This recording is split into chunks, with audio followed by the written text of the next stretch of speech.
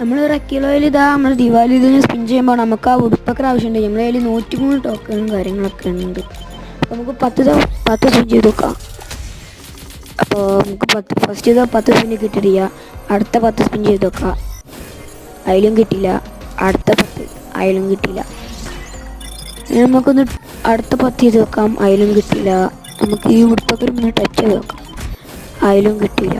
അടുത്ത കിട്ടിയില്ലെങ്കിൽ നമ്മൾ പിന്നെ സ്പിൻ ചെയ്യലുണ്ട്.